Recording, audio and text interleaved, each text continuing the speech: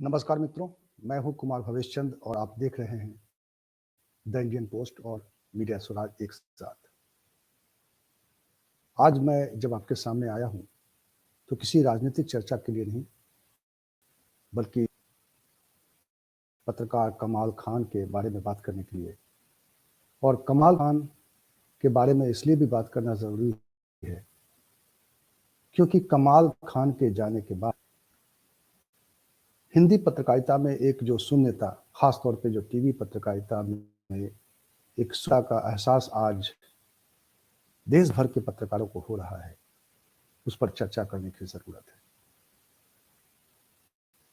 हम लोग आज जब सुबह आँख खोली तो हम लोग आमतौर पर जब व्हाट्सएप खोलते हैं, चूँकि कई ग्रुप्स में शामिल होते हैं और जो अपडेट जानकारियाँ होती हैं, जो खबरें होती हैं, हमारे सोते हुए जब कुछ ऐसी बड़ी घटना होती है, किसी ग्रुप में वो शामिल होता है, तो उसको जानने समझने के लिए जब मैंने व्हाट्सएप पर नज़र दौड़ाया तो देखा कि बुरी खबर से सामना हुआ। जानकारी मिली कि कमाल खान का हृदयाघात से निधन हो गया है।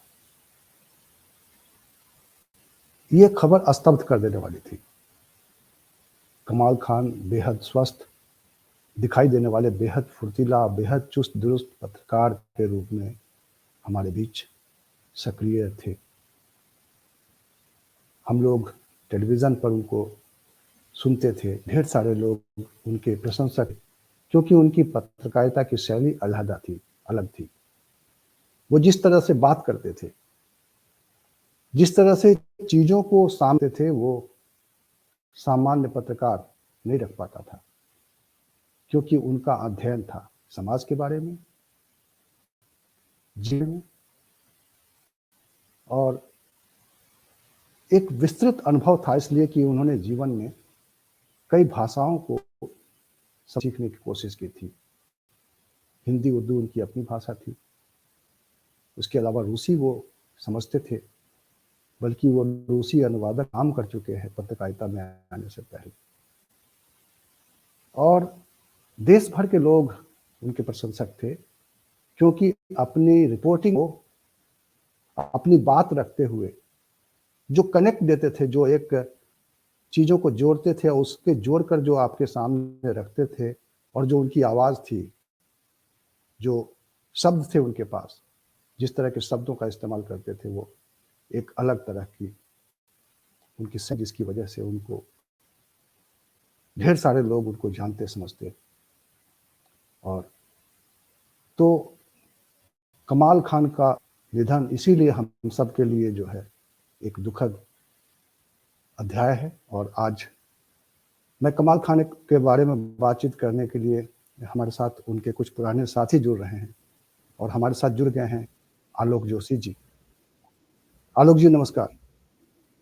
नमस्कार। क्या आप सुन पा रहे हैं? जी मैं सुन पा रहा हूँ, आपकी आवाज़ आ रही है मुझे। कमाल खान जी जी हम सब लोगों ने कमाल खान को काम करते हुए देखा है। आपने तो साथ काम किया है। रामदत्त जी उनके बारे में बता रहे थे, अभी वो जुड़ने वाले हैं। और कैसे याद करते हैं कमाल खान को आप? मैं तो मैं कैसे याद करूंगा, मैं नहीं कह सकता हूँ। मैं कमाल को भूल नहीं सकता हूँ। जैसे कोई इंसान खुद को याद करेगा, वैसे ही मैं कमाल को याद करता हूँ। वो मेरी जिंदगी का एक हिस्सा है, और मुझे लगता है कि मेरे लिए आज लखनऊ बहुत छोटा हो गया है।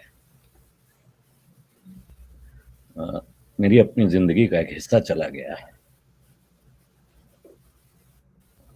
शुरू से हमने दोनों ने साथ में काम शुरू किया। मैंने और कमाल ने एक साथ नौकरी शुरू की थी। हमने पहली 3 नौकरियां एक साथ की हैं। अमृत प्रभात में लगभग 3 साल हम दोनों रहे। उसके बाद हम नवभारत टाइम्स गए, वहां भी लगभग 3 साल रहे। ये दोनों अखबार बंद हो गए थे। उसके बाद हम दोनों ने कुछ समय दैनिक जागरण में साथ काम किया।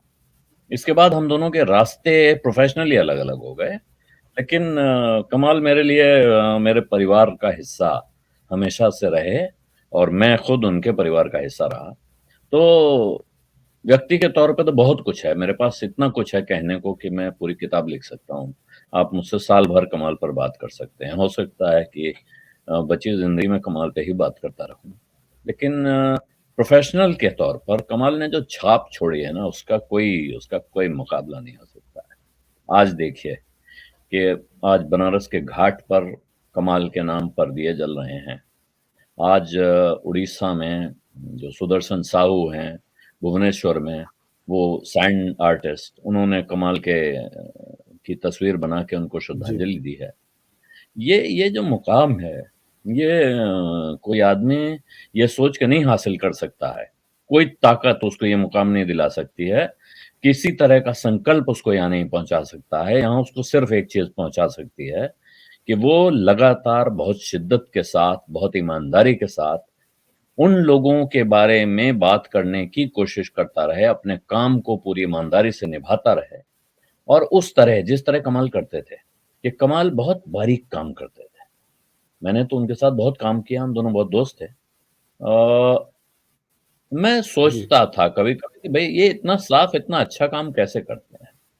ऐसा भी नहीं कि वो मुझे कुछ बताते नहीं थे। हुँ, मैं जब उनसे जो जानना चाहा वो मुझे हासिल हुआ है। मैं बहुत खुशकिस्मत हूँ, इस मामले में खुशकिस्मत रहा हूँ। आज तो बहुत क्या कहूँ, आज बहुत अपने को जी, बदकिस्मत पा रहा हूँ। लेकिन वो खुशकिस्मती है मेरी कि कमाल मेरे दोस्त रहे इतने लंबे समय तक और बहुत करीबी दोस्त रहे। दोस्त मतलब दोस्त कहना थोड़ा कम है। मेरी पत्नी अक्सर मज़ाक में मुझे कहती थी कि कमाल के साथ तो तुम्हारी मोहब्बत है मुझे लगता है। और ये ये पूरी तरह मज़ाक भी नहीं है, सच भी है। जी, मैं कमाल को प्यार करता था। जी। जो भी कमाल को करीब से जानता है, मैं देख रहा हूँ कि सब लोग अपनी भावनाएँ जब कमाल के बारे में उनसे पूछा जा रहा है, जो अपनी बातें कह रहे हैं, तो वो कहते हुए भावुक हो जा रहे हैं। मैं कमाल को 12 में पहली बार मिला था, शायद 13 में, 2013 में। मैं 10 में आया था लखनऊ और जानता तो मैं पहले से था, लेकिन टेलीविज़न के ज़रिए जानता था और रिपोर्टिंग का मैं फ़ैन था कि भई हुँ, कैसा पत्रकार भी है हमारे बीच में।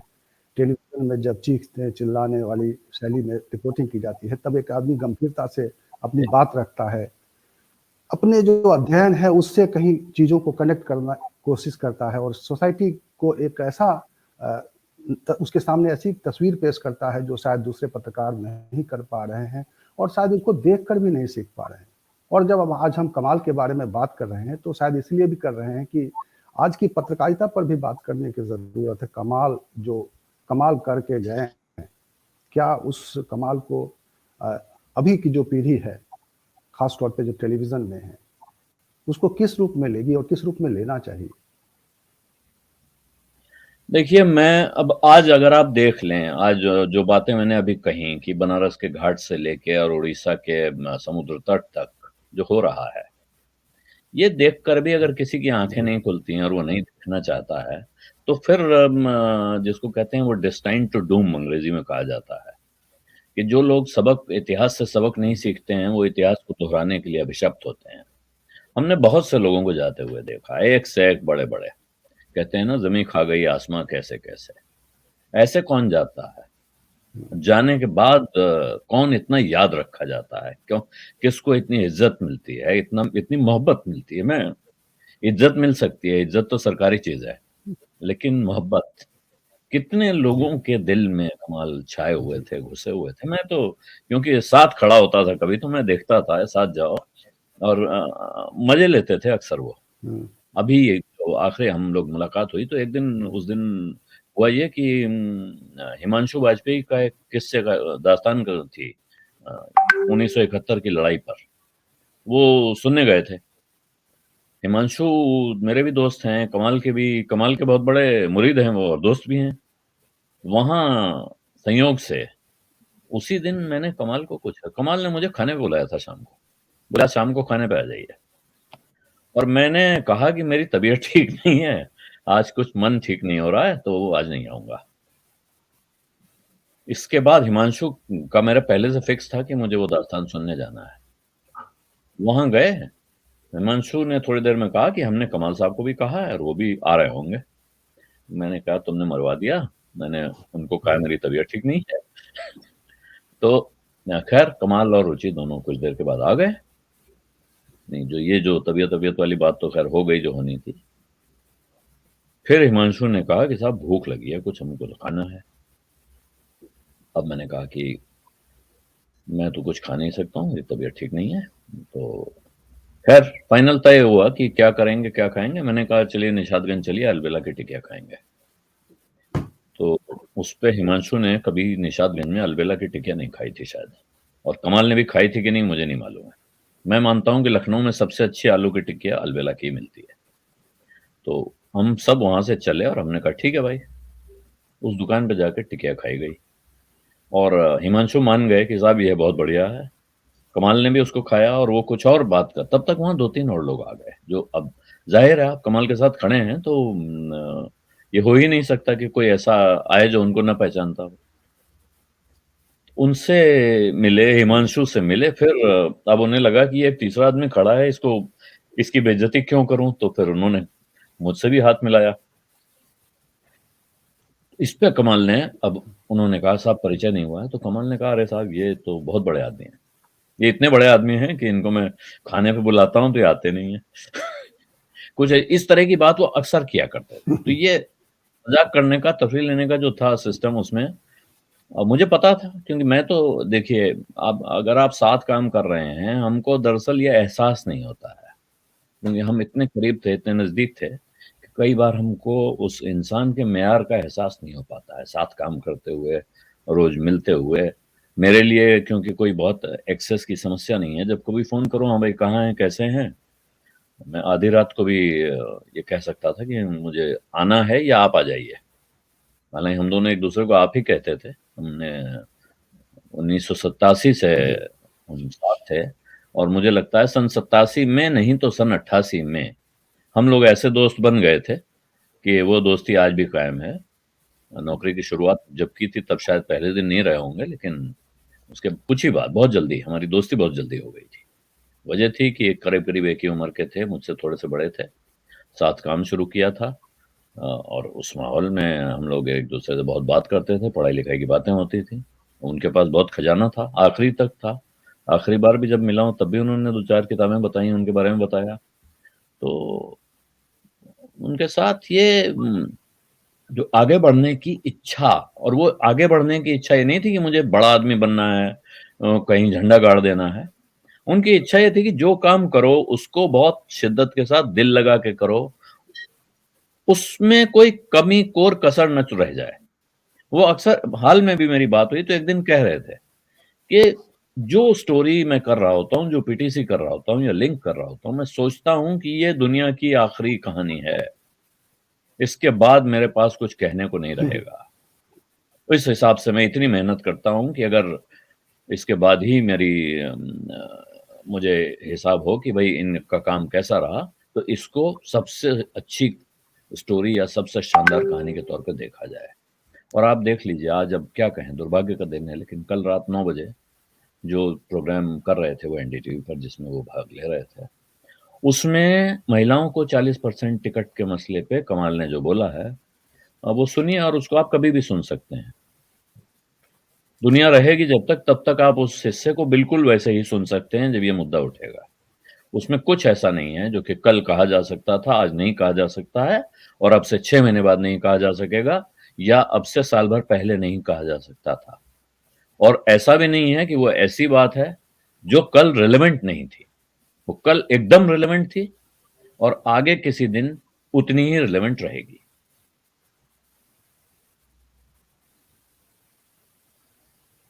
एक्चुअली एक पत्रकार के लिए जितना पढ़ना जरूरी होता है, और समाज को भी देखते हुए कुछ बहुत सारी चीजें पढ़ने की जरूरत होती है। शायद आज की पीढ़ी को ये समझने की जरूरत है।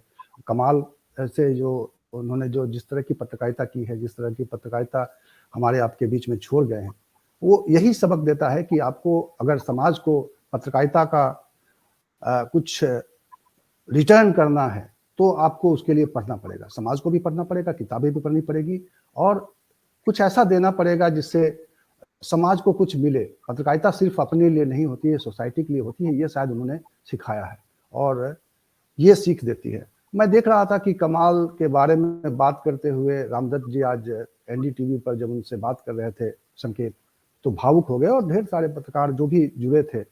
एक भावुक पल था रामदत्त जी आपके लिए भी। और मैं तो कमाल से इतना ज़्यादा जुड़ा नहीं रहा। मैं जब से उत्तर प्रदेश में हूँ कई मौके पर मुलाकात हुई, और जब मैं 2013 की बात कर रहा हूँ तो एक ऐसे ही पत्रकारिता का एक फोरम था जहाँ पे वो विशिष्ट अतिथि थे, मैं भी वहाँ वक्ता था और उस नाते वहाँ मेरी मुलाकात हुई थी और हम दोनों के बीच में संवाद हुआ। तो देखा कि उनके एक अध्ययनशील पत्रकार के तौर पे लखनऊ के बारे में, आप लखनऊ के पत्रकारों के बारे में दिल्ली में बैठ के एक अलग तरह की छवि होती है, लेकिन आप जब कमाल से मिलते हैं तो आपकी उस छवि को अचानक से बदल जाती है, और वो मेरे साथ हुआ था। रामदत्त जी आपके तो बेहद करीबी थे, आपने और आलोक जी ने सबने साथ काम किया, आप बता रहे थे आज सुबह में जब आपसे चर्चा हो रही थी। और जब मैं इस कार्यक्रम की शुरुआत कर रहा था तो यही बात कर रहा था कि कमाल के बारे में सिर्फ इसलिए बात करना जरूरी नहीं है क्योंकि हम मित्र थे, हमारे बीच के पत्रकार थे, बल्कि मुझे लगता है कमाल के बारे में इसलिए भी बात करना जरूरी है क्योंकि कमाल एक ऐसी पत्रकारिता का एक नजरिया दिखा गए हैं जिस पर बात करनी चाहिए ताकि हमारी आने वाली पीढ़ी और इस वक्त जो लोग पत्रकारिता से जुड़े हैं, खासतौर पे टीवी पत्रकारिता से जुड़े हैं, उनको शायद कमाल को याद रख के और कमाल को देखते हुए कुछ काम करने की ज़रूरत है। क्या आपको लगता है कि इस वक्त की पत्रकारिता जब हम देखते हैं तो एक कसक सी उभरती है कि कमाल को लोग फॉलो नहीं कर रहे हैं उस तरीके से? और आज जब आलोक जी बता रहे थे कि आज बनारस से लेके और कहाँ-कहाँ कमाल के प्रति जो है प्रेम वो उमड़ रहा है। बताइए कुछ कमाल के बारे में। और एक आलोक जी आपको बताऊं कि अभी 2-3 दिनों से हम लोग लगातार ये रात में कर रहे हैं 10 बजे, और अमन को जोड़ा था रामदत्त जी ने हम लोग के साथ, और बहुत बढ़िया वो बात करता है, बड़ा इन डेप्थ जानकारी देता है। तो मुझे तो आभास ही नहीं था। आज सुबह जब मैं बात हुई तो मैंने पूछा कि कमाल के लड़के वड़के है कि नहीं, तो कहा कि अमन जो हम लोग के साथ बात करता है उन्हीं का तो लड़का है। तो मेरे लिए वो दूसरा सदमा था। मेरे सामने सिर्फ अमन का चेहरा चमकने लगा और बहुत देर तक मैं परेशान रहा। मेरी सुबह एक सेंटेंस की बातचीत अमन से ही हुई है। मैं रुचि से तो बात नहीं कर पाया क्योंकि रुचि स्वाभाविक है इस स्थिति में नहीं थी, क्योंकि मैं दूर हूँ। मैं ये भी आपको भी दर्शकों को भी बता दूं कि मैं बहुत दूर हूँ, देश से बाहर हूँ, वरना मैं शायद आज कोई कार्यक्रम वगैरह नहीं करता, मैं तो परिवार के साथ ही रहता। लेकिन अब इतनी दूर हूँ कि यहाँ से मैं यही कर सकता हूँ, तो इसलिए ही बात कर पा रहा हूँ जी। और अमन को मैंने कई बार कहा कि अमन कहाँ चक्कर में पड़े हो भाई, क्यों पत्रकार बनना है? लेकिन उसके सामने एक इतना बढ़िया स्पार्कलिंग एग्जाम्पल है मेरे ख्याल से कि आप उसको उसके उस रास्ते से दूसरी तरफ ले जा नहीं सकते हैं। कि ऐसा उदाहरण जिसके सामने मौजूद हो, अपने घर में मौजूद हो, ऐसा रोल मॉडल, उसको आप कैसे समझा सकते हैं कि तुमको कुछ और करना चाहिए? जी रामदत्त जी के बारे में बता दूं मैं यहाँ पे, आपने क्योंकि जिक्र किया, रामदत्त जी हम दोनों के सीनियर और बॉस रहे हैं। मैं डेस्क पे था इसलिए डायरेक्ट नहीं थे, लेकिन ये हमारे मार्गदर्शक और गाइड की भूमिका में लगातार रहे। कमाल तो इनकी टीम में थे, रामदत्त जी उस अखबार के चीफ रिपोर्टर थे जहां हम लोग अपना काम शुरू कर रहे थे।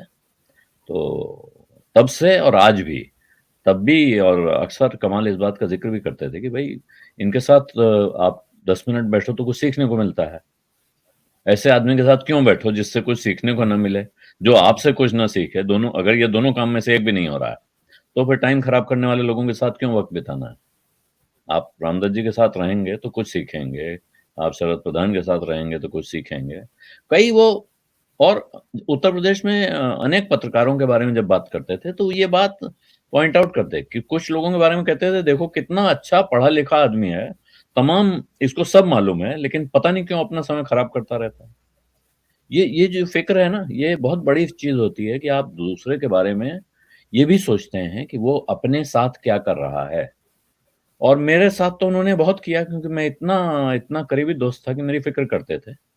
मैं भी उनकी करता था, ऐसा नहीं है कि मैं उनकी नहीं करता था। लेकिन मुझे कम मौका मिलता था कि वो अपना सिस्टम से चलने वाले आदमी थे, मेरी तरह नहीं थे। मेरे बारे में अक्सर वो, मुझे लगता है कि जब कभी उन्हें लगता था कि रास्ता सीधा नहीं चल रहा है, यहाँ कोर्स करेक्शन की ज़रूरत है, तो कहने में थोड़ा लिहाज़ करके हम लोगों की बातचीत थोड़ा लिहाज़ के साथ होती थी। रामदत्त जी के लिए ये संभव था कि वो हमारा कान पकड़ के कह दें कि भाई ऐसे नहीं वैसे करो। लेकिन कमाल का मेरे बीच में हम लोग झगड़ा भी कर सकते थे। कहीं नाराज़ ना हो जाए डर भी था। तो लेकिन वो कह देते थे, कहते थे कि ये ठीक नहीं हो रहा है, इसको सुधारिए नहीं तो ये नुकसान करेगा। जिस तरह कोई आपका बहुत अच्छा हितचिंतक, शुभचिंतक होता है और ये फिर मैंने बाद में देखा हाल के दौर में कि वो ऐसा नहीं है कि मैं बड़ा करीबी दोस्त हूँ इसलिए मेरे बारे में सोच रहे हैं।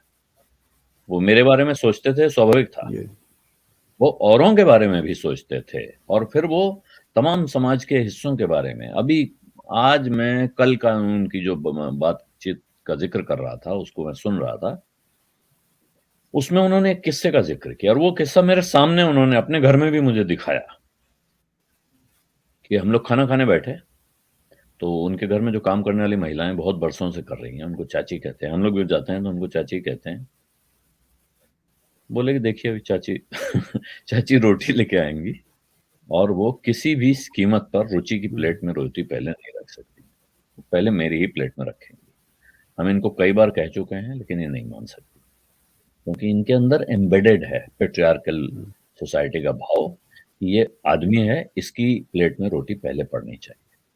तो ये इस तरह के किस्से अपने आस-पास देखना, पढ़ना, ये एक आदत आँख होती है जिसको कहते हैं ना एक अंग्रेज़ी में नोज़ फॉर द न्यूज़ कहते हैं, आई फॉर डिटेल होती है। तो वो बिल्कुल। और वो होती है, मुझे लगता है उसको उसको आगे बढ़ाया जा सकता है कोशिश करके लेकिन इनिशियली वो होती है। पहले इंसान के अंदर वो इच्छा और शिद्दत होती है, उसके बाद आप उसपे क्राफ्ट का काम कर सकते हैं, उसको पॉलिश कर सकते हैं, आगे बढ़ा सकते हैं। लेकिन कुछ तो है जो अंदर होता है और दूसरा एक चीज़ होती है जिसको कहते हैं कि लगातार अपने को माँजते रहने की कोशिश। वो जो लगातार अपने को माँजते रहने की, अपने को शार्पन करने की कोशिश है, वो कमाल के अंदर गज़ब की थी, वो इच्छा। किसी भी दिन आप उनको चैन से, शांति से बैठे ऐसे नहीं देखेंगे कि अपने काम में कोताही कर दें। काम नहीं कर रहे हैं, तफरीह का टाइम है तो अलग बात है, वो गप लगाएँगे, सब करेंगे। लेकिन तब भी आप देखेंगे कि वो आपसे जो बात कर रहे होंगे, वो आम तौर पर वो यूज़फुल बात होगी, किसी न किसी के काम की बात होगी। बहुत निरर्थक चर्चा या गॉसिप मैंने तो नहीं पाया इतने सालों में कि मैं कमल के साथ मैंने कि बहुत अच्छे संबंध होने के बावजूद कि मैं किसी के बारे में उल्टी-सीधी बातें करता हुआ मैं तो करता था क्योंकि तरह-तरह के लोग करते हैं, जिसके साथ हो वैसी बात में बैठ जाता था। लेकिन मैंने जी उनको नहीं पाया, ये बात करते हुए। जी अच्छा कहेंगे, बुरा भी कहते थे, ऐसा नहीं कि लोगों को ये बुरा नहीं बेहतर कहते। हम्म। जी, भाई तो ये रामदत्त बेहतर जो जी है आपको प्रोफेशनल होने के लिए पहले बेहतर इंसान इंसान होता हुँ, है। रामदत्त जी आप बताइए, आप तो पर्सनली बता ही रहे हैं, आलोक जी आपने सुबह से आपसे चर्चा भी हो रही है, कैसे याद करेंगे? सबसे पहले तो ये बताइए, व्यक्तिगत तौर पे इंसान के तौर पे हम आकलन करें अगर कमाल का, तो क्या कहेंगे आप? देखिए बहुत रेयरली ऐसे लोग मिलते हैं, ऐसे इंसान एक्चुअली। और जो मतलब हर हर हर किरदार उन्होंने बहुत अच्छे से निभाया। जो भी उनके आस-पास आया तो किसी का भी दुःख, दर्द, तकलीफ, ज़रूरत सबका ध्यान रखते थे। शौकीन बहुत थे, तो मेहनत करते थे, कमाते हुँ, थे और रहन-सहन का भी बड़ा अच्छा शौक था। जैसे फूलों का शौक था, क्यारी बनाना है। लेकिन जो करना है उसको बहुत अच्छे से, जैसे मैं अक्सर मलिहाबाद से ले आना है, ये गमला लाना है, ये फूल लाना है और उसके लिए टाइम निकालते थे। देखिए हम लोग टाइम नहीं निकाल पाते, लेकिन कमाल में ये खूबी थी कि सब कुछ पत्रकारिता में 2 मिनट का भी करना हो, छोटी-सी रिपोर्ट हो तो उसमें बेस्ट जो भी हो सकता है रिसर्च करके। लेकिन उसके साथ वो अपनी सेहत के लिए भी टाइम निकाल लेते थे, सुबह एक्सरसाइज़, योगा ट्रेनर रहता था। और बागवानी के लिए भी समय निकाल लेते थे, दोस्तों मित्रों के लिए भी समय निकाल लेते थे और थोड़ी किताबें भी खूब नई-नई पढ़ते रहते, हम लोग अब मेरा तो चूँकि वो बड़ा ओवरलैपिंग था उनसे, मेरे सहयोगी भी थे और मेरे दोस्त भी थे और परिवार से ज़्यादा थे और हम लोगों के अंदर ऐसी मित्रता थी कि शायद जो बात वो किसी से भी नहीं शेयर कर सकते थे, कमाल और रुचि दोनों, वो हमसे शेयर करते थे और और उनका परिवार भी उसी तरह मानता था कि जैसे आपने जिक्र किया कि भाई अमन हमारे साथ प्रोग्राम में 2 दिन थे, तो पहली बार अमन आया और मैंने बस फ़ोन कर दिया कि अमन तुमको जुड़ना है, कार्यक्रम का ये भेज रहे हैं, और वो आ गया।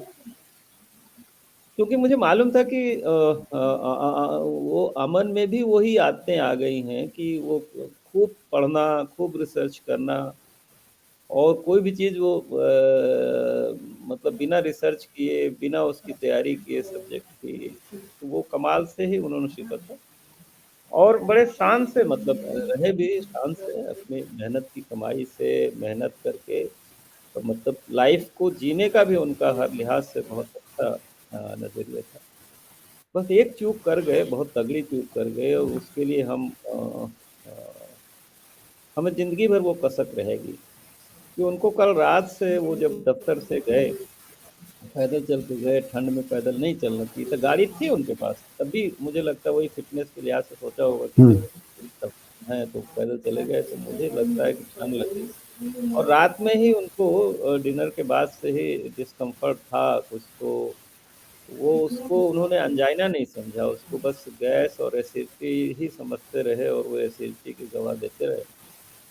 सुबह फिर तकलीफ़ हुई 5-6 बजे, तो फिर वही कहा कि ये वही दवा ले लें। अच्छा सुबह, अच्छा देखिए, वही अफ़सोस है कि भई कमाल या हम लोग मतलब वो अगर किसी को भी ज़रा-सा भी कहीं इशारा हो जाता, किसी हॉस्पिटल में, प्राइवेट, सरकारी या हम लोगों को, तो फ़ौरन डॉक्टर, एम्बुलेंस सब पहुँच जाती, वो भी पहुँच जाते। लेकिन वो उस तरफ दिमाग ही नहीं गया कि हार्ट का भी हो सकता है। उसकी वजह ये है कि भई अटमोस्ट केयर करते थे, सारी जाँचें हमेशा रिपोर्ट करते रहते थे, जो भी फ़िटनेस का ध्यान रखते थे, खुराक का ध्यान रखते थे, तो वो ये ऐसी गफ़लत हुई है कि हम तो ये कभी हम भूल ही नहीं पाएँगे कि भई मतलब विदाउट मेडिकल केयर कमाल की मतलब मैं इसीलिए जब मैं गया सुबह, तो मैंने कहा मेरे पिताजी का ऐसा हुआ था कि वो 4 बजे सुबह, हमारी बहू ऐसे वो बुजुर्ग थे तो वो देख लेती थी उठ के कि भई क्या है, ठीक है नहीं?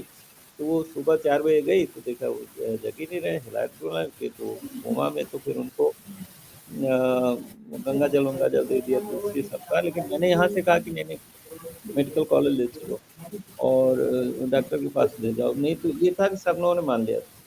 और फिर जब पास के वहाँ गए बाज़ार में, तो उन्होंने कहा कि नहीं, नहीं, अभी नाड़ी चले मेडिकल कॉलेज गए तो वो रिवाइव हो गए, तो उनका शुगर डाउन, तो मैंने यही कहा सब वहाँ जाके कि भई यार ये कोमा में है, अभी ठीक हो जाएँगे। मैंने हिलाया-विलाया, कोशिश किया, नाक में भी देखा कि नहीं यार कैंसर का हाल उसको क्यों नहीं उठे, क्या है? तो तब तक लेकिन ये 2 डॉक्टर आ चुके थे, और उन्होंने कहा कि भई उनकी पुतली ऐसे डायलेट हो गई कि 100% डेथ है, तो बल्कि उसके बाद भी मैं इंसिस्ट करता रहा कि यार ईसीजी करा दो शायद कुछ रिवाइव हो जाए। और अभी भी मुझे विश्वास नहीं होता कि मतलब कमाल नहीं है, क्योंकि वो आपने जो कहा ना, तो वो मैं सवेरे से कोई और मैं सारा इतना ज़्यादा मेमोरीज़ हैं, साथ हम लोग घूमे हैं, टहले हैं, काम किया है। तो और लेकिन वही है कि हर चीज़ में जो उनके और अच्छा मेरे लिए ये मुश्किल है कि कमाल ने हमारे साथ काम शुरू किया, बल्कि एक बार मैंने आया तो घर आया तो ऐसे ही मैंने कहा भई कमाल की रुचि बहुत अच्छी है। तो वो मुस्कुरा दिए, रुचि उनकी वाइफ़ हैं, और रुचि भी उसी तरह एकदम सच्चे सीधे परिवार बेटा। तो मैं तो चेहरा देख के मेरे कि भई रुचि और अमन और ये और कमाल का तो मतलब मेरे सामने उनकी शादी हुई, मेरे सामने हम पैदा हुए, और अच्छा कोई भी छोटी से छोटी चीज़ होती थी तो हमसे डिस्कस करते थे, हम लोग एक-दूसरे की हेल्प करते थे, जो भी है, चाहे पत्रकारिता की हो, चाहे घरेलू।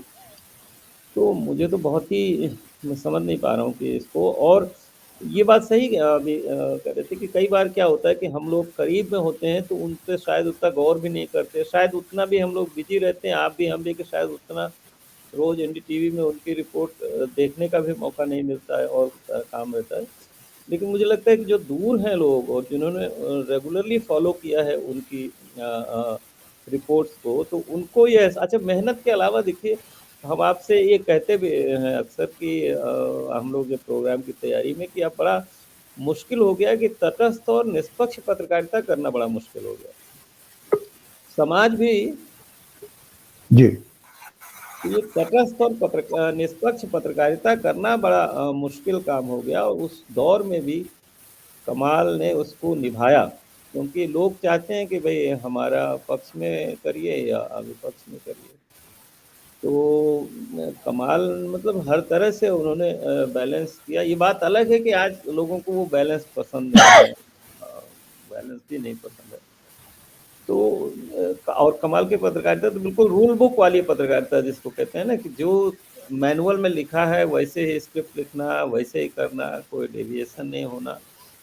और मैं समझता हूँ कि इसमें हमको आज जर्नलिज्म के जो हाउस आप ही रहे हैं, और आपको भी कितनी मुश्किल होती थी आलोक आखिर में, तो इसमें एनडीटीवी को भी इस बात का श्रेय जाता है कि अभी भी कमाल जैसे लोग, रवीश जैसे लोग, या सभी जितने वहाँ संसद सभी जो है, कि एक प्लेटफॉर्म है, एक अवसर है जहाँ ठीक से पत्रकारिता की जा सकती है, और कमाल ने तो उसका फिर भरपूर जो है वो किया। तो ये बड़ा दुर्भाग्य है कि पत्रकार, मुझे लगता है कि अगर माहौल ठीक हो तो और भी लोग कमाल रोल मॉडल है, कर सकते हैं, और भी लोग उनको फॉलो करके कर सकते हैं।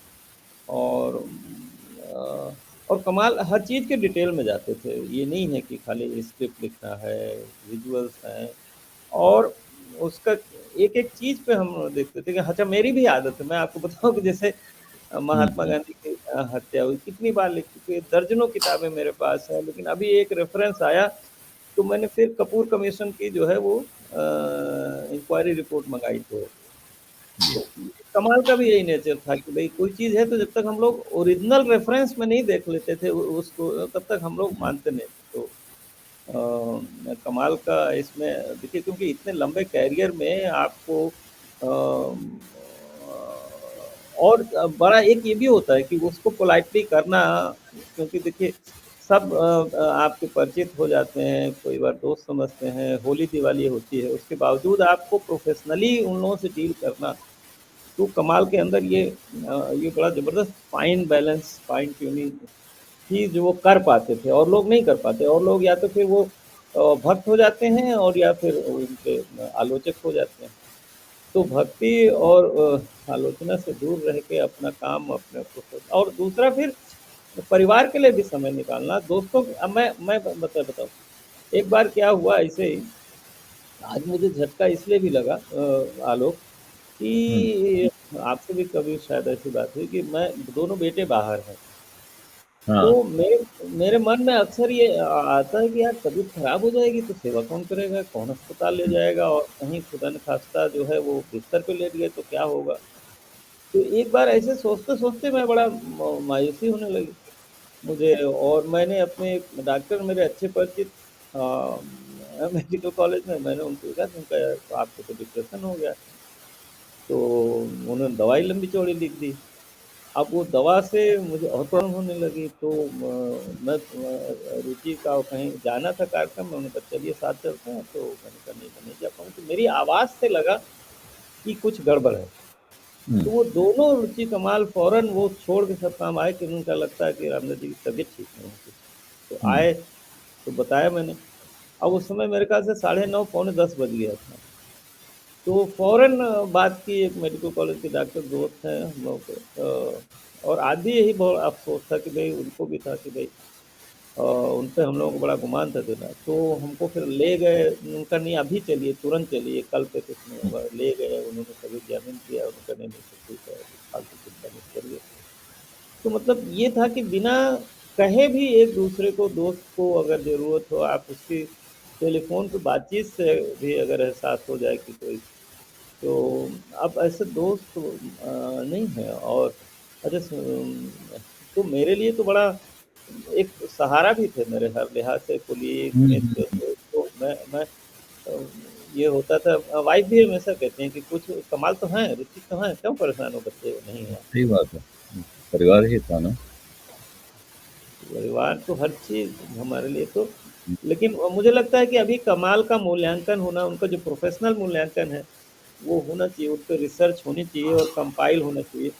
और हम सोच रहे हैं कि आलोक अगर इसको हम लोग कुछ करें कि उस पे कैसे मेरा अब वही दिक्कत है, जैसे आज मैं आपको बताऊं कि आज प्रियदर्शन जी ने एक लेख लिखा है, प्रियदर्शन एनडीटीवी में कमाल के साथी हैं, तो और सुशील बहुगुणा ने लिखा है बहुत अच्छा। प्रियदर्शन ने लिखा है कि मतलब ये सब लिखते हुए मैं अपने निजी दुख को अलग रखने की कोशिश कर रहा हूँ, कि ये जो प्रोफेशनल नुकसान है उसको लिख रहा हूँ।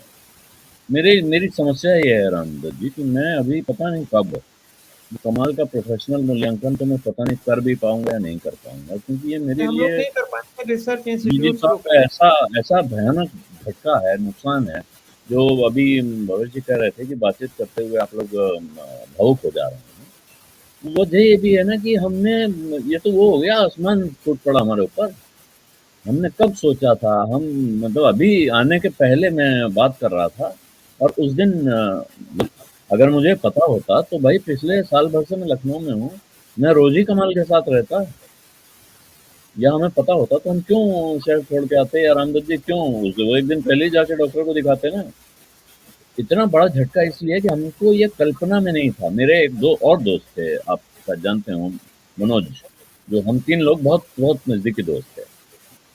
मनोज की कुछ साल पहले मनोज इसी तरह एक दिन सुबह सुबह मनोज की डेथ हुई, वो भी सुबह का समय था। ऑफिस जा रहे थे, जाने के पहले गिर गए, और वहीं डॉक्टर के आने के पहले वो चले गए। मनोज का बहुत दुख है, मनोज बहुत अच्छा प्यारा इंसान था, बहुत। लेकिन मनोज के बारे में मुझे ये पता था कि मनोज की कुछ, जब वो होने पर मैंने पता किया, उनकी पत्नी से बात किया, तो कि भाई ऐसी कुछ आदतें थी जिनकी वजह से उनके स्वास्थ्य को लगातार खतरा था। कमाल में तो कोई सवाल ही नहीं है, मतलब आप जो भी चीजें गिन लीजिए वो सब गायब हैं। कोई बुरी आदत नहीं, न शराब पीना, न सिगरेट पीना, न तम्बाकू खाना। समय थोड़ा बहुत सोने जागने का, लेकिन वो भी ऐसा नहीं था मेरी तरह का अनियंत्रित कि रात में 3 बजे सो रहे हैं। वो एक समय पे सो जाते थे और सुबह समय पे उठते थे, क्योंकि वो दफ्तर के अनुशासन में भी थे, कसरत भी करते थे। वो जो बात हो रही थी कि एक ट्रेनर बुलाते हैं, उसके साथ हम लोग एक्सरसाइज करते हैं, वो आके इतना ही करता है कि हमें समय पे करवा देता है। तो इसलिए बहुत बड़ा एक तरह का सदमा है, झटका है, और इसलिए जो निजी दुख का जहाँ तक सवाल है, वो मुझे नहीं लगता है कि मैं कभी भी किसी प्रोफेशनल कारण से, कमाल इतने बड़े, मैं अभी भवेश जी को कह भी रहा था कि मुझे जब आदमी आपके बगल में बैठा होता है ना, आपको एक बात का एहसास नहीं हो पाता है कि वो कितना बड़ा आदमी, वो वो एहसास किसी और वक्त पे, किसी और दिन, किसी और चीज से ही होता है। तो अब ये बहुत दुर्भाग्य है, लेकिन आज ये एहसास, आज ये समझ में आ रहा है कि वो क्या चीज़ थी जो हमारे बगल में थी। मेरे लिए हमेशा उपलब्ध था कि ये फ़ोन करो, तो भाई ये जो है इस्लाम से संबंधित कोई भी जानकारी चाहिए हो मुझे, मैं कमाल को फ़ोन करता था और वो मुझे बड़ी बारीकी में समझाते थे, अच्छे से उस बारीकी को समझने में मदद करते थे। रूस, गोर्बाचेव का आपको याद होगा, जब गोर्बाचेव का नाम आया तो उस पर कोई उसको गोर्बाचोफ लिखता था, वहाँ कोई गोर्बाचोव लिखता था, कोई गोर्बाचोफ लिखते थे। तो अब हमारे तो जानकार रूसी के कवि थे, पूछा मैंने, कमाल ने कहा देखिए, जब रशियन भाषा में कोई शब्द लिखा जाएगा तो ये ध्यान रखिए कि उसमें 2 बार प्राइमरी स्ट्रेस नहीं हो सकता, यानी उसमें 2 बड़ी मात्राएं नहीं होती। तो गोरबा और चोफ एक ही शब्द में नहीं हो सकता, संभव नहीं है। तो वो नाम गोर्बाचोफ ही है। वो गोर्बाचोफ, वो इसको यूं भी बता सकते थे कि आप गोर्बाचोफ बोलिए, यही है, ठीक है। हाँ, हाँ, हाँ। लेकिन उन्होंने इसलिए उसके वो साथ वो पूरा की भी उसका बताई, पूरा ऐसा बता क्यों है, समझाएँ। ये सिर्फ इसी शब्द में नहीं है। आप रूसी भाषा का कोई और शब्द भी आपके सामने आए तो जिंदगी भर के लिए आप ये जान जाइए कि उसमें आप 2 प्राइमरी स्ट्रेस इस्तेमाल एक साथ नहीं कर सकते हैं। ये थे कमाल। अब ये जो कहते हैं ना, ये इस तरह का वो रेफरेंस मैनुअल, रेफरेंस बुक हमारी ज़िंदगी से गायब है। इसीलिए मैं कह रहा हूँ कि मेरी तो एक अच्छा, मेरा ये लक्ष्य लूट ये गया। हम लोग का तो अच्छा ये सही कह रहे हैं, हम लोगों को तो ये लगता भी नहीं था कि भाई अच्छा कई बार हम बातचीत में तुम ही कहते थे। हुँ, अच्छा ये भी होता नहीं था कि आपका भाई स्वाभाविक है तुम कहना, आप हम लोगों को आप कहने लगेंगे तो ये तो हमारे लिए शर्म की बात है ना। नहीं, नहीं और कई आप बार ये हमें होता आप था कि हम हुँ, आजकल थोड़ा ये होता है कि गाड़ी नहीं चलाना, निकलना नहीं तो ये कभी ये होता था कि भई ये सामान लाना है, दवा लानी है या कोई मसाला भी लाना है तो हम कह देते वो रुचि से कमाल से कह देते हैं, भिजवा देंगे वो। हाँ, हैं? या कोई मतलब गुरिच भी लानी मतलब कह नहीं सकते कि क्या थे और लेकिन हम कभी माफ़ हम क्या करें मतलब कि मतलब इतना आजकल हेल्थ का अवेयरनेस के बावजूद मतलब रात से प्रॉब्लम शुरू हुई और उसको एसिडिटी और गैस ही समझते रह गए, दिमाग में नहीं आया कि एंजाइना है। नहीं तो यहाँ लखनऊ में एक सुविधा है, मुझे तो कई बार हुआ कि मुझे लोग कई बार मजाक भी उड़ाते हैं, तो मुझे कोई ऐसा लगता है तो मैं जाके एक ईसीजी करवा लेता हूँ तुरंत, अगर दिन हाँ में है तो बाहर, नहीं तो सिविल हॉस्पिटल में सीधे सेकंड फ्लोर पे चले जाते हैं, वहाँ फौरन वो करके। तो कैसे ये मतलब इनको यही था कि क्योंकि इतना जैसे हम तो मोटे-वोटे भी हैं, वो कमाल तो भाई बॉडी हाँ, विशाल चाहिए, कमान का तो फैन भी बिल्कुल दुरुस्त तो है। अब उसमें लगता यही है जो मेरी डॉक्टर से बात हुई थी, वही लगता है कि ठंड से ट्रिगर हुआ और या हम्म, ये है अभी ये भी कह रहे हैं कि लोग की जो पोस्ट कोरोना है इफेक्ट ये अभी। मुझे भी ये शक है रामदत्त जी, और मुझे लगता है ये वाली, क्योंकि आप तो डॉक्टरों से भी बात करते रहते हैं, तो हाँ, इस बात पर रिसर्च थोड़ी करनी चाहिए, इस बात को पोस्ट जानना कोरोना चाहिए ये कि हो क्या रहा है कि उसमें ये ब्लड क्लॉटिंग कोरोना। हाँ, ये तो मुझे मुझे भी लगता है किसी ने सलाह दी थी कि अब आप नहीं, नियमित रूप से हम नहीं, नहीं, एक सेकंड, कि इस पे हमको लगता है हम लोगों को अवेयरनेस प्रोग्राम भी चलाना चाहिए। पोस्ट कोरोना क्या हो जी, रहा है डॉक्टर ये कह रहे हैं, क्योंकि मैंने तो पूरे कोरोना पीरियड में मैंने पॉलिटिकल छोड़ के इसी पे कार्यक्रम ही चालू कर दिए थे।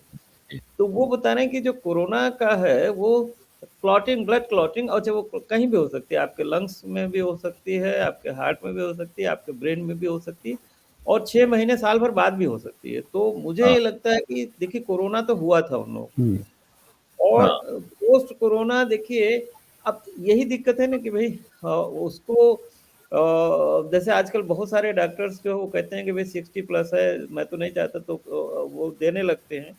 तो बहुत सारे लोग जो इनको कोरोना हुआ तो कुछ न कुछ इकोस्प्रिन वगैरह जो भी खैर, लेकिन हाँ, उनके डॉक्टर को लगता था कि कोई ज़रूरत ही नहीं है, कोई शिकायत उस तरह थी नहीं।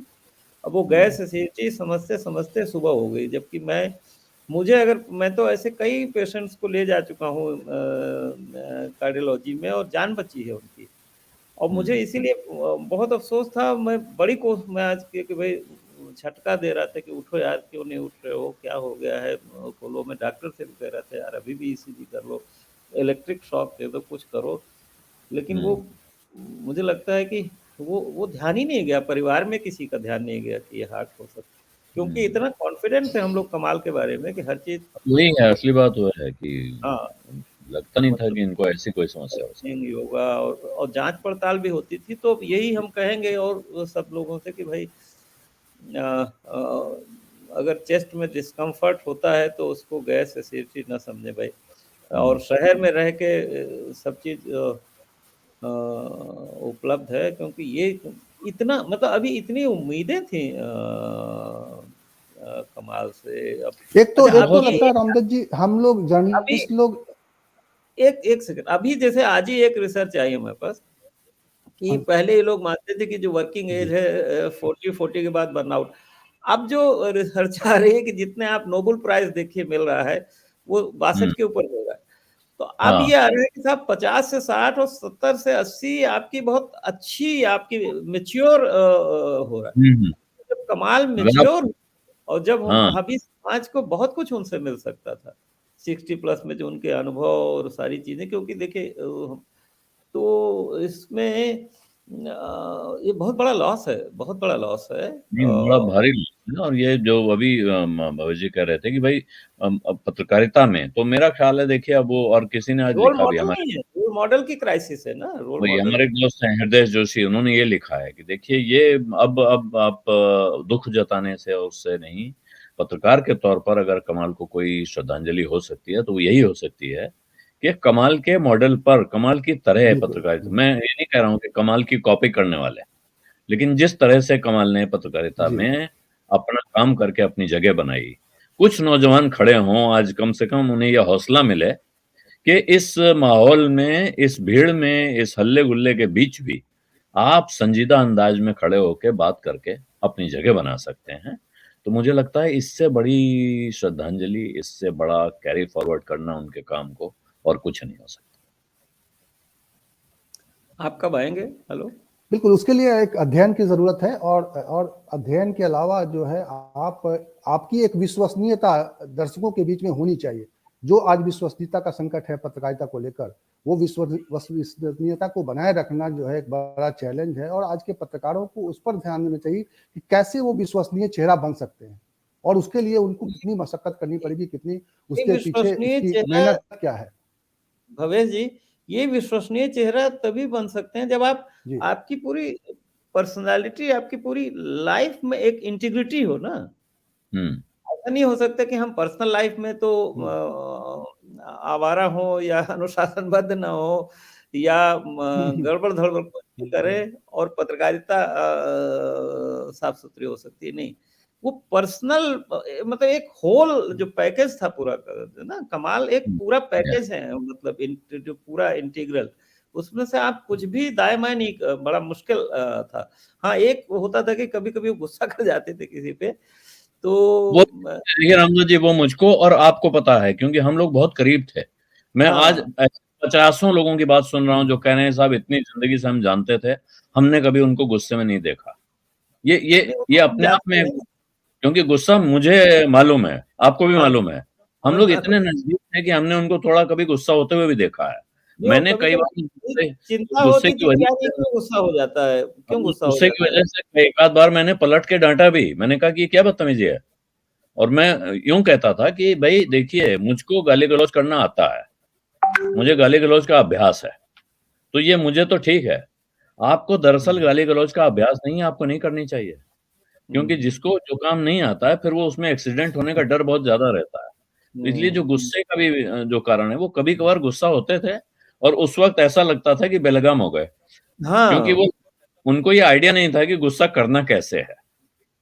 जो आदमी जिस काम को बहुत कम करता है, इस वजह से, तो ये बात मैंने तो कई बार मैंने कही मत किया भाई, जो काम आता ही नहीं क्यों करना है, ऐसा रास्ता निकालो जिसमें बिना गुस्से गुजारा हो जाए। लेकिन वो बहुत कम हाँ, बहुत लोगों मौकों, को पता भी नहीं है वो बात, हाँ, तो और ये चीज इसीलिए है। बहुत से लोगों को नहीं, बहुत कम लोग जानते होंगे कि कमाल को कभी गुस्सा आता वो था। क्योंकि देखिए वही है ना कि भाई हम लोग तो घर के पार्ट थे सुबह हाँ, शाम, यही है। और टेलीविजन तो भाई एक तरह से कहीं ना कहीं, तो टेलीविजन तो एक तरह से वो भी है ना, स्क्रिप्टेड चीज है, तो हाँ, वहां तो हम गुस्सा दिखा भी नहीं सकते, अफोर्ड भी नहीं कर हाँ। सकते। नहीं, वो भी आज किसी ने कहा, किसने कहा, शरद जी ने कहा कि भाई अब क्योंकि मैं हूं कभी कभार, अभी तो बहुत कम करता हूं, लेकिन या शरद जी अक्सर टेलीविजन प्रोग्राम में गुस्से में दिखते हैं कि वो नाराज है, नजर आ रहा है। वो उस बात पर कहा जाता है कि साहब हाँ, ये बात माननी पड़ेगी कि कमाल के काम में वहां आपको कभी ये किसी के साथ खड़े होने का, किसी के खिलाफ खड़े होने का भाव नहीं दिखता है।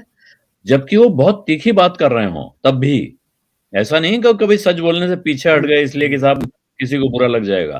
तो सच कैसे बोला जा सकता है, अपनी जगह कैसे टिके रहा जा सकता है, बिना जोर-जोर से चिल्लाए, बिना ऐसे विशेषणों का इस्तेमाल करे जिनसे कि सामने वाले को गुस्सा आ जाए। आप सोचिए, आज का दौर जिसमें कि कोई आदमी ईमानदार कहने पे ही नाराज़ हो जा रहा है। आपने किसी को 5 बार ईमानदार कह दिया, इस पर उसको चिढ़ लग गई और उसने इस पे ऐतराज़ जता दिया हाँ कि आप मुझे ईमानदार क्यों कह रहे हैं, और ये बिलो द बेल्ट वार है। मुझे हाँ ईमानदार कोई कहे, ये इससे मैं चिढ़ जाऊं। इस दौर में अगर कमाल खान लगातार ऐसा काम करते रहे कि उन्होंने पॉलिटिक्स खूब कवर की, उन्होंने तमाम ये घटनाक्रम कवर किया जिसमें सांप्रदायिक तनाव की घटनाएं हैं, ऐसे में, और ये मैं अब कह रहा हूं, मैंने मेरे लिए पूरी जिंदगी में कभी कमाल मुसलमान नहीं रहे, लेकिन कमाल तो मुसलमान तो थे ना, उनका नाम मुसलमान था, जैसे मेरा नाम हिंदू है। हम दोनों नास्तिक हैं तो हमारे लिए धर्म का कोई अर्थ नहीं है, लेकिन मैं नाम से हिंदू हूँ, कमाल पहचान से मुसलमान थे। आज किसी ने लिखा है कि कमाल को एनडीटीवी ने हज करने भेजा, हज कवर करने भेजा। तो कमाल ने कुंभ भी कवर किया, कमाल ने हज भी कवर किया। वो जिन साहब ने लिखा है, मैं क्योंकि उसके डिटेल नहीं जानता हूँ, इसलिए मैं उनकी बात को फेस वैल्यू पे ले रहा हूँ। नहीं, हज तो और कोई जा भी नहीं सकता था कवर करने, ये भी तो है ना। नहीं, जा नहीं सकता था एक अलग बात है। कमाल खान गए हज कवर करने, और उन साहब ने लिखा है कि मैंने पूछा कि भाई हज कराए, तो कमाल ने कहा कि नहीं, मैं हज नहीं करूंगा, मैं न कराया न करूंगा। तो उन्होंने कहा कि तो उम्रा कर लेते हैं, तो बोले नहीं, उम्रा भी नहीं करूंगा, क्योंकि मेरी कंपनी ने मुझे बहुत लाखों रुपया खर्च करके यहाँ कवर करने के लिए भेजा है, न्यूज कवरेज के लिए। मुझे यहाँ हज करने नहीं भेजा गया है। और अगर आप इस्लाम के कोड को मानते हैं, तो इस्लाम का नियम है कि इंसान अपनी सारी जिम्मेदारियां निभाने के बाद और उसके बाद वो अपने पैसे से हज करने जाता है। तो अगर मुझे हज करना होगा कभी, तो मैं अपने पैसे से अपना खर्चा करके जाऊंगा। मैं मेरे एक हिंदू मालिक ने ये शब्द उसमें लिखे, मैं नहीं जानता हूँ सच है कि नहीं, अब मैं कमाल से पूछ भी नहीं सकता हाँ, हूँ। नहीं, ये प्रसंग आया था, चर्चा हुई थी। और मुझे शक है कि रुचि को पता भी है कि नहीं, इसलिए ये बात उन्होंने कहा कि एक हिंदू मालिक ने मुझे अपने पैसे से यहाँ हज कवर करने भेजा है और मैं यहाँ चोरी छिपे जाकर उसके पैसे से हज कर रहा हूँ। तो ये तो मैं अपने साथ, अपने दिन के साथ, ईमान के साथ, सबके साथ बेईमानी कर रहा हूँ ना। ये सुनकर उन सज्जन का कहना है कि मैं एक किसी ग्रुप में जाने वाला था, जो ग्रुप सरकार किसी और नाते भेज रही थी। मैंने जाकर उस ग्रुप से अपना नाम वापस ले लिया, क्योंकि ये बात मेरे दिल को छू गई कि साहब मैं दूसरे के पैसे से हज करने नहीं जा सकता हूँ। ये एक आपकी पर्सनालिटी का एक बहुत बड़ा हिस्सा होता है ये।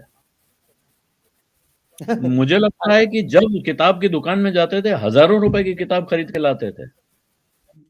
हम और कमाल उस दौर में के साथी हैं जब हम लोगों के पास पैसे नहीं हुआ करते थे। 1500 रुपए तनख्वाह मिलती थी। रामदत्त जी हमारे जब चीफ रिपोर्टर थे, तो उसमें भी उन्होंने अपने लिए एक स्कूटर खरीदा किस्तों पे।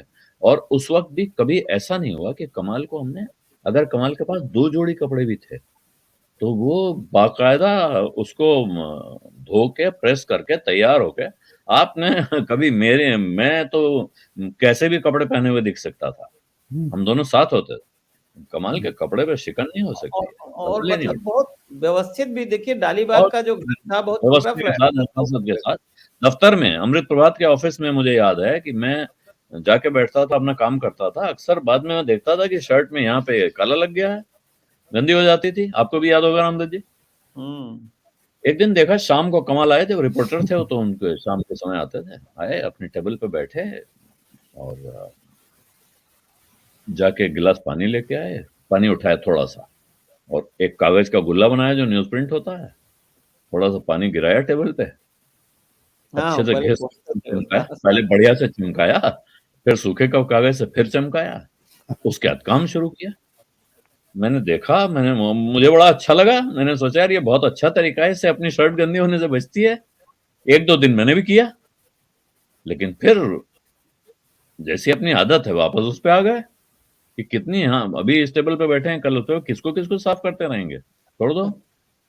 ये आदमी की एक फितरत होती है, उसके अंदर की आदत होती है कि वो इतनी बारीक काम करता है, इस अंदाज में करता है। वो तो कॉपी नहीं किया जा सकता है। जो कॉपी किया जा सकता है, जो सीखा जा सकता है, वो यही है कि आप अपना काम ईमानदारी के साथ, हिम्मत के साथ और धैर्य के साथ। धैर्य एक बड़ी चीज है। कमाल जिस हैसियत में थे, उनको ऐसा नहीं कि कोई नौकरी न दे रहा होता दूसरी जगह, कोई बुलाता नहीं होगा। मुझे याद है मेरी एक बार बात हुई, बोले मेरे पास एक कोई फलाने सेठ जी आए थे कि साहब हम एक बड़ा चैनल खोलना चाहते हैं, हमारा बहुत बड़ा बजट है और हम चाहते हैं कि आप हमारे यहाँ चलें। बोले, मैंने कहा कि आपके चाहने से क्या होगा, आप चाहते रहो, पहले तो मुझे चाहना होगा कि मैं यहाँ से जाना चाहता हूँ कि नहीं। मैं जहाँ नौकरी कर रहा हूँ यहाँ मैं बहुत खुश हूँ, मालिक ने मुझे पूरी छूट दे रखी है, ये चैनल मुझे पूरी इज्जत देता है। हमारे दफ्तर में किसी की हिम्मत नहीं है कि अगर हम कुछ लिख के भेज दें तो वो काट के वापस भेज दे। इसको छोड़ के मैं इसलिए चला जाऊं कि आप बड़े भारी सेठ हैं, आपके पास बहुत पैसा है, कतई नहीं जाऊंगा। जाइए ढूंढिए, आपको बहुत मिल जाएंगे। ये आप एक तरफ से एक तरह का अनुशासन देखिए। ये बात मैंने भी कही कमाल से एक आध बार कि भाई आप अब कब तक लखनऊ में पड़े रहेंगे, ये शहर से बाहर निकलिए और बहुत स्कोप है। मुझसे उन्होंने इस अंदाज में कोई जवाब नहीं दिया, बोले नहीं ठीक है हम यही खुश हैं, अब मन नहीं करता है, इस अंदाज थोड़ा टाल सा दिया। लेकिन ये किस्सा जो आया उससे मुझे निकलता है। तो आप अपने को काबू में रखने की भी एक वो होती है कि मुझे पता है कि मैं, ये है कि वो संतुष्ट थे अपने उससे, ये नहीं था कि मैं दिल्ली चला जाऊं, बड़ा वही पत्रकार कह हो रहा जाऊं। हूँ कि आपको ये संतोष होना, और आप जहां जिस जगह हैं उस जबकि जगह मैं पर, उस जगह पे फख्र करना और उस जगह को इस लायक बनाना। केवल एक आदमी होता जो संतुष्ट रहता और काम करता चला जाता, किसी को पता नहीं चलता। आपने उस जगह को वो मुकाम दिया, वो मयार दिया, जो ऊंचाई दी है, वहां बैठकर काम करते हुए, वहां से निकल के काम करते हुए, कि आप एक मिसाल बन गए अपने लिए। वो जाहिर है ये काम वो अपने लिए कर रहे थे। मैं ये कमाल के लगभग 25-30 साल के अनुभव के बाद कह सकता हूँ हाँ, कि बिल्कुल है, बिल्कुल। कमाल इसलिए काम नहीं कर रहे थे कि उनको बड़ा भारी आदमी बनना है और बड़े भारी तीर मारने हैं। वो काम अपनी बिल्कुल। खुशी के लिए कर रहे थे। वो और जैसे ये वो लोगों को है ना, समझना आपके हाँ, उसमें जोड़ देता हूँ, जैसे स्वांतः सुखाय तुलसी रघुनाथ गाथा। हाँ, तो वो है रिपोर्ट उनके लिए, वो रघुनाथ गाथा है और अपने सेटिस्फैक्शन के कि भाई वो है अच्छा ये जो बात मैंने पहले कही थी। वो कह रहे थे देखिए मुझसे उन्होंने कहा कि आलोक अगर हर रिपोर्ट को मैं इस तरह नहीं करूँगा जैसे कि वो दुनिया की आखिरी स्टोरी है, तो मुझे मज़ा नहीं आता है। बाकी कोई अच्छा मुझसे क्या कहेगा, लेकिन अच्छा मेरे ये मन में बताइए। कसक रह जाती है कि इसमें ये काम छूट गया। हाँ, बिल्कुल। अच्छा at the end of the day ना, नींद भी तो जी। अच्छी आती है कि जब आप तकिया में सिर रखें, तो भाई अरे वो तो आपको ये तसल्ली है कि भाई हमने दिन में कोई जानबूझ के कोई गड़बड़ नहीं किया किसी के साथ, ना अपने काम में, ना किसी के साथ, तो उससे नींद भी अच्छी आती है। मतलब हुँ। आपका कॉन्शियस क्लियर रहे, तो क्या कहूँ, मुझे मुझे तो आपसे भी बात कर रहा हूँ तो मुझे कमाल का ही चेहरा लगता है, मतलब नहीं, लगता है क्या जैसे करें, कमाल है। अभी तो बहुत समय तक आता रहेगा।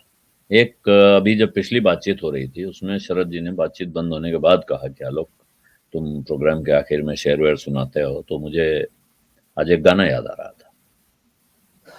वो गाना उन्होंने गाया नहीं, लेकिन अब यहाँ बता देता हूँ। उन्होंने कहा, बहुत शुक्रिया, बड़ी मेहरबानी, मेरी ज़िंदगी में हुज़ूर आप आए।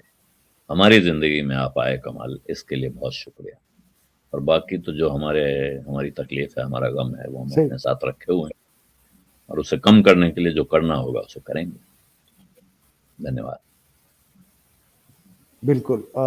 अभी जब आलोक जी से बात हो रही थी तो आलोक जी ने कहा कि हम सालों बात कर सकते हैं कमाल के बारे में, और सचमुच कमाल एक ऐसे व्यक्तित्व के तौर पे हम सबके बीच में रहेंगे, और बेहतर होगा कि जो नई पीढ़ी के पत्रकार हैं और टेलीविज़न पत्रकार हैं, अगर कमाल को से कुछ सीख सकें, कमाल की पत्रकारिता से कुछ सबक ले सकें, कमाल जितना अध्ययन कर सकें समाज का, कमाल जैसी बातें कर सकें, कमाल जैसा विश्वसनीय चेहरा बन सकें, तो उससे बेहतर श्रद्धांजलि नहीं होगी।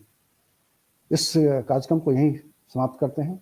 इसी तरह से चर्चा में हम लोग मिलेंगे, और अगर आपने अभी तक हमारा ये चैनल सब्सक्राइब नहीं किया हो तो प्लीज़ इसे सब्सक्राइब कर लीजिए और इसका बेल आइकन दबा दीजिएगा, ताकि जब भी कोई नया वीडियो बने तो इसकी जानकारी आपको मिल जाए। बहुत बहुत धन्यवाद, आपने आखिर तक ये बुलेटिन देखा थैंक यू है, आलोक आखिर तक ये आपको। प्रोग्राम देखा है। नमस्कार। धन्यवाद। आलोक जी, रामदत्त जी, बहुत बहुत नमस्कार।